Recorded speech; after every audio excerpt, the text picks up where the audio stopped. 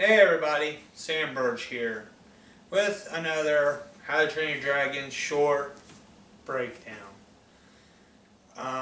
This video is the breakdown of the Dragon's Book of Legends, but short. Sorry. But what can I really say? I will just sort of break down what the short's about. Okay, so the basics of this short is it's like... Here it is, Book of Dragons. Between these two covers are the most incredible creatures you'd ever hope to see. Some you know, but there are some you've never seen before. Sort of like you learning about the different types of dragons that are out there. I think this was kind of like an add-on bonus, plus with a hint of just give me a sneak peek of other dragons that were to come. And I'll get to that in a moment when I say were to come, because there's a few on this list that don't make it, and there are some that I feel like their categorization got changed within this series. But we'll get to that in a second. Like I said before, the whole entire DVD is kind of like this, like first person. It starts off first person, and you know it's supposed to be an interactive DVD. Unfortunately, the version I got is just straightforward. It plays the little scene where you're supposed to be the new Viking, and you see Hiccup, and you start learning about the dragons.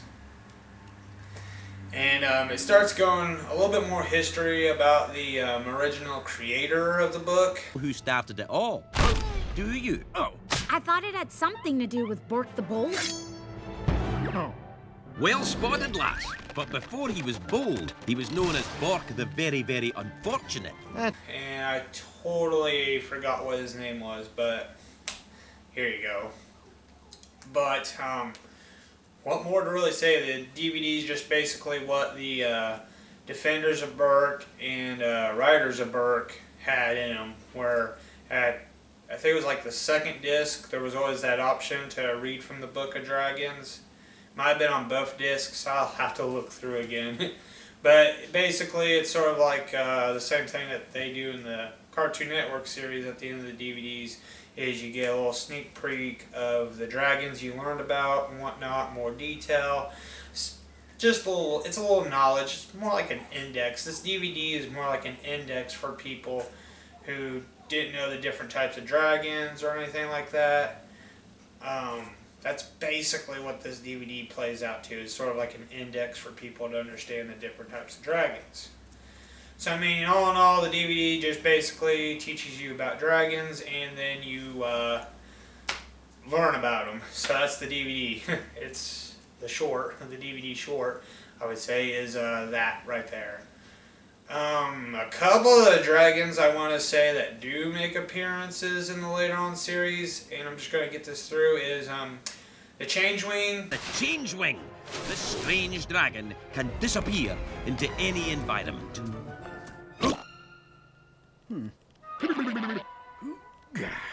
Bork noticed that Changewings are curious creatures.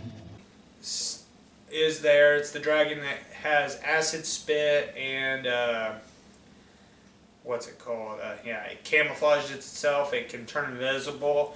That dragon's there and it's real, and it does play out in the series. So you know that's pretty neat that they actually threw that dragon in. But it never makes an appearance in the other movies.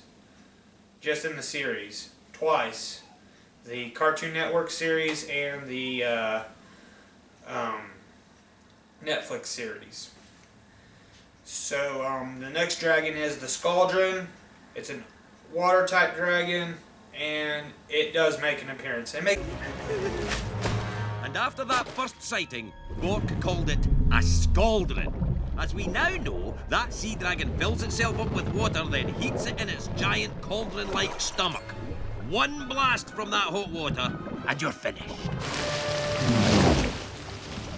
Makes two appearances, actually. I do know there's a series, I think it's the Riders of Berk. The dragons get sick, and they need the poison or the venom from a Cauldron to cure them. So that happens.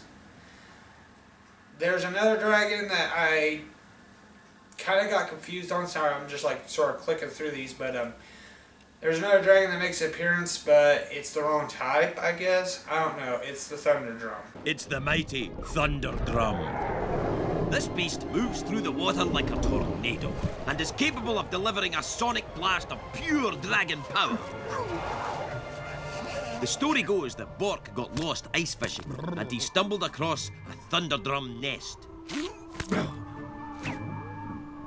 That must have been quite a rude awakening, because when a Thunderdrum hatches from its shell, it makes a sound so loud it rattles the sky. For some reason, in the DVD, they categorize it as a water-type dragon. But in the Cartoon Network series and the Netflix series, they classify it as a ground type. Which I was confused, because you never see this dragon in the water. Unless it has been in the water, I've never seen it. I'm just saying in a way of, my perspective is in the Legend of Dragons, or the Book of Dragons, whatever.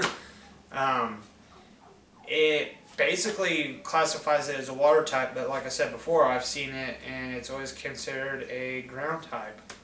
Who knows?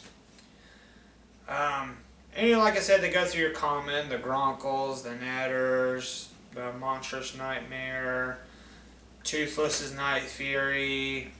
There's another dragon, I forget what it's called, and it's supposed to have this like Venus Flytrap here. I'll just play the clip for you and then talk about it. It's the Venus Flytrap of dragons, the devious Snap Trapper. Ha! The book says that this wild beast has enticed many a Viking into its deadly trap with its sweet smell of chocolate.